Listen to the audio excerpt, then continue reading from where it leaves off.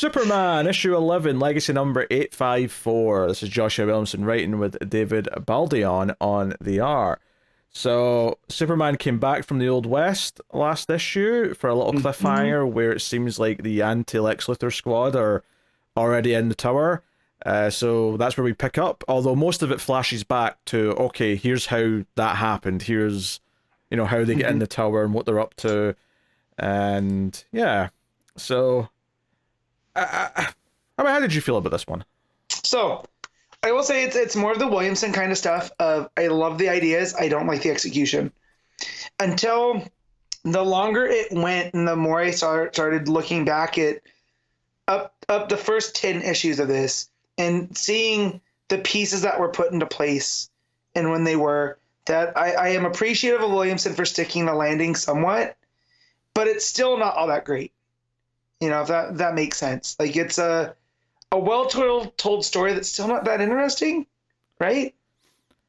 Yeah, so, I don't know, it's one of these things where he's throwing these developments at me, the big one being here, because this one kind of focuses on Lena, and she's asking about who she is, and the Lex hologram's telling her that she's, oh, well, you're Lex's daughter, but you gave her to Brainiac number whatever. 13. There you go, that's the one. Which was nice, which is something that I didn't realize. The Imperiac stuff is, I need to go back. Either I haven't read it or I've forgotten it. But I am familiar with a little bit.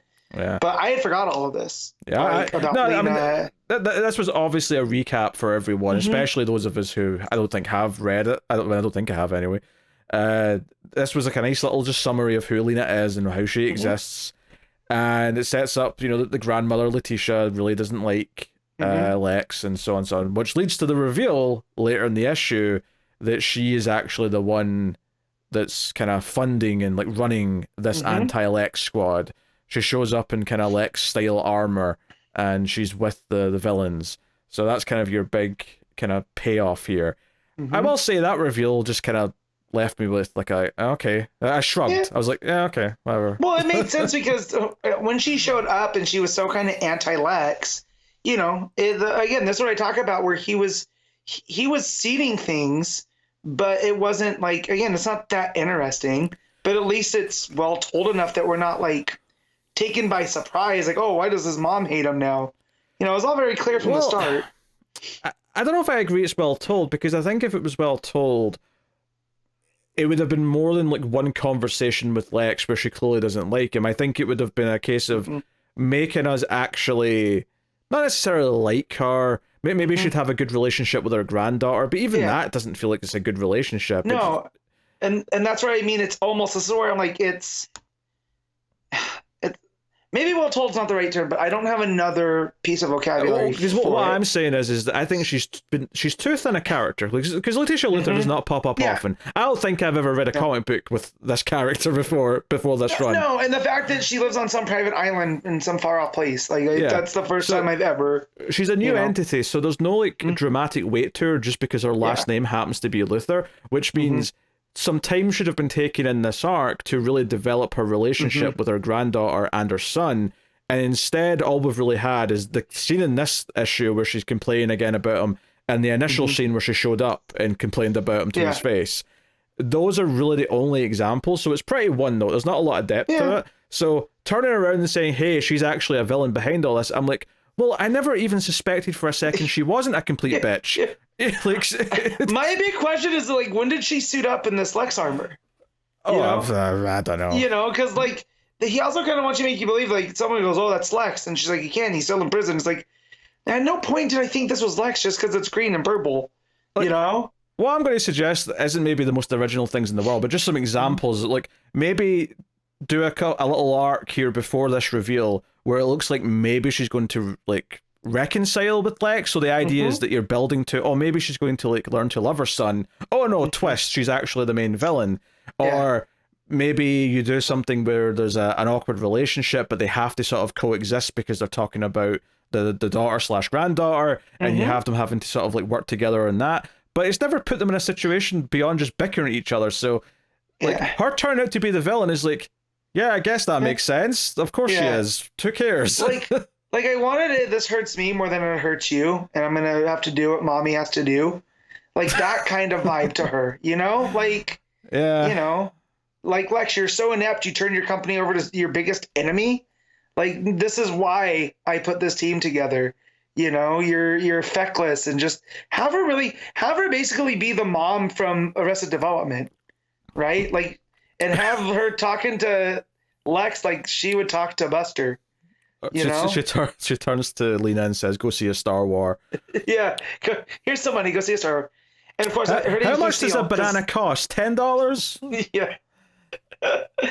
But yeah, have that kind of relationship, and I would totally get it. But yeah, I mean, all the stuff with the chained, and and the pieces moving into all that stuff. I was like, okay, that's Well, okay. Let's talk about what Farm and Graft do here. So, which one's which? Is it Farm that's got the glove, or Graft that's got the glove?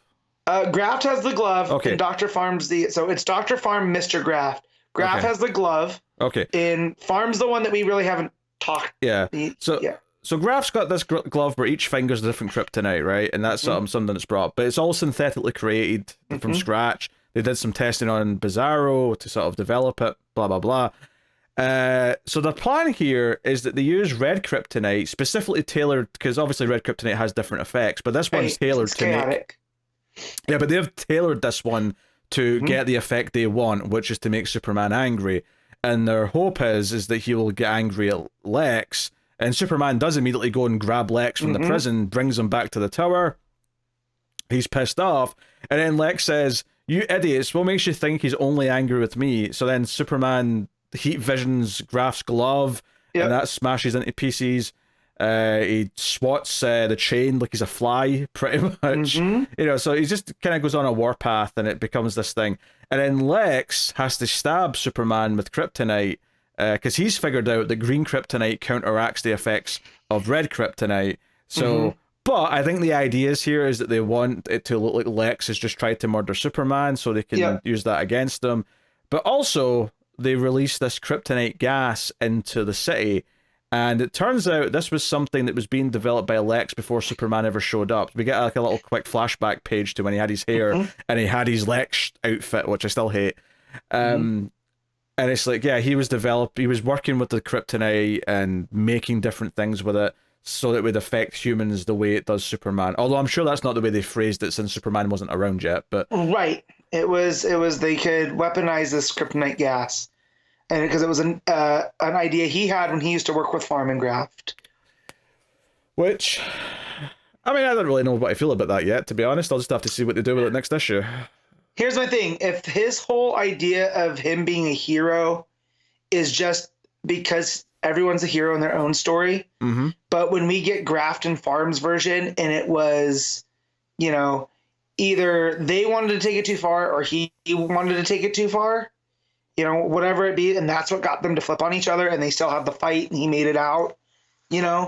I think that's a lot better than Lex coming to Metropolis to be a hero and being thwarted by these two. Yeah, I find myself a little indifferent to some of the developments here. Like, anytime they say, "Oh, this is something from this like backstory of Lex that we are retconning into the timeline, which never existed before," it just kind of feels a bit weak and like lazy to me. Like, in the same way that with Batman and Ghostmaker, all of a sudden this rival Ghostmaker, and now it's coming back to bite us all. Like, well, I mean, you've just shoehorned him in. He wasn't there. Like, I don't know. It always bothers me when they sort of hinge so heavily. Like I don't mind them putting in like a little moment in the backstory that maybe thematically, is relevant to something that's going to happen in present day. That's obviously a very valid thing to do. But I do feel like sometimes comic books especially really, really lean heavily in this idea is that we want to have this thing that's happening now be so set up in the past that we have to do an entire story about how it's set up. And it almost feels like a lot of the flashback it ends up feeling more like a prequel than it does like just a part of the story where it's got all those problems where it's just there. I don't know. It's something that No, that makes a lot of sense. But turning that part of this was a plan that he concocted with them returns Lex to that, he's ashamed of himself for all of this, and this is all his fault. So the idea that it's not just that they want revenge on like Metropolis, but specifically for Lex, because I feel like this, whatever this plan was, altered their, but they look pretty villainous in the past anyways. But maybe it altered them going forward, because it looks like I can't tell if Graft is in the chair still. I think it's intentionally hidden because either he's just standing a bit further back and that's why it looks shorter, or he's in a chair still. It's hard to tell. But like if that's like the reason that Lex is, that they want revenge on Lex because Lex left them in these other states and it's taken them this long to formulate this plan. I can be okay with that. I mean, I feel like there's not a reason so far. There could be down the line, right? Yep. But there's not a reason so far why this backstory couldn't be set after Superman appeared, right? Where this is and the reason why he's working so much with Kryptonite and with these shady characters is because he's trying to find out ways to bring down Superman. Yeah. And it could still have this relevance of all these things I've done in my past to try and like deal with you have, made a lot of demons and buried a lot of skeletons, and this is coming back to bite. I think it would make more sense to me that way. I think saying that all this was happening before Superman feels a bit weird, and maybe there'll be a reason by the end of the story why it's important that it's before those days, but I don't know. It's all a bit weird to me. I'm wondering with the time travel element that, they sent him to the past, sent Superman. I wonder if that's going to come into play where we'll get like a paradox kind of thing to where they only know about Kryptonite and stuff is because of Superman showing up in the past, and if those younger kids that look like Grafton Farm weren't actually them, they were the descendants. You know what I mean? And like they had heard about this man that could fly, and from back in the day, because it's still a weird thing that I'm still trying to place that whole story outside of Maryland Moonlight. Like, where does that line up in the overall run that Williamson's going for? It does feel like there's more to be revealed still. We can't like completely explain it yet. But I will say I do like the Smallville logic of the green kryptonite knocking out the effects of the red kryptonite. That felt, I mean, you're rewatching Smallville. Is that unfortunately? Am I imagining that? Like, I feel like that was a plot thread. It's not. I mean, it's not counter. They've used green kryptonite to like hit him when he's on red kryptonite to like subdue him, but. Yeah, I mean, I like consistent rules for stuff like Kryptonite. I am all for there being like a Bible at DC where like, no, these are the rules, this is how it works. Like, if you want to say that you can heat up green Kryptonite to turn it to black Kryptonite, I'll accept that, but just be consistent with it. Right. No, that makes sense. And just the fact that it's synthetic too, and Lex stabs him like in a pretty non-lethal area, right? He gets him up in the upper pec. It's not that, you know what I mean? So there's that, but I do love the Angry Superman panels like a lot, just because Baldeon's art is a little bit cartoony, right? And so it's kind of like over in Marvel when they draw Hulk and he's like completely just like these rippling muscles, and it adds just like this extra layer of physicality. I feel that here too with Angry Superman. Like there's this extra level because he's angry in the way that he's drawn, and some of the stuff's funny, like the way that he smacks away Farm and the Chained, and then when he goes after Luthor, like there's almost like a zaniness to it that I don't know if it was intentional, but it kind of made me chuckle. I think I like the layouts, and I think there's good momentum to the panels. I think the actual art itself, I would say I'm lukewarm on. I don't know if the style is just quite for me ultimately. In the non-action sequences, the faces look weird, and I noticed like Mercy and Lois almost have the same face, just with different hair lengths, and I think that's just the style, and normally I could excuse it, but like I don't know, when everything's in motion and there's kinetic energy to it, it looks fine. Yeah, you're right. Actually, I'm looking at the page where Lois just came in, and they're like standing around the computers, and they're both looking towards the camera, as it were. They have the exact same mouth. Yeah. Okay. So and when they're looking to the right, with the red background behind them. Yes. It looks So. Yeah, but other than that, like it probably doesn't help to keep having them both look in the exact same direction. Yeah. So, but I will say the action art is pretty good, and I think like the character designs fit pretty well because I already thought Mr. Graft was kind of ghastly looking. I think Baldeon's Graft is even more. Very, very ghoul-like. Not quite a zombie, but feels very undead.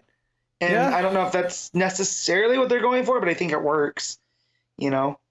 But yeah, some of the faces, some of the other things, you know, it's hit or miss, but it's still, you know, it's still serviceable.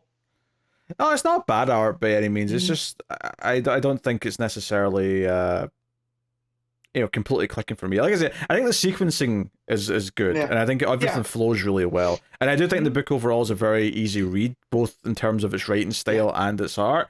I just, the characterizations and some of the ideas and the build that's been paid off here, I'm just none of it's kind of hitting me like strongly. Like I'm not angry at this the way I am at some of those year one Joker issues. This is just, it's kind of just okay. And it's what we've said about this basically since he took over. It's fine. It's Williamson. Yes. It's fine. So all right, Matt, what are you giving Superman? I'm gonna give this 87.5. I think it's a 6 for me. Okay. This is typically around a 6 or a 7. This is kind of like hovers in that range.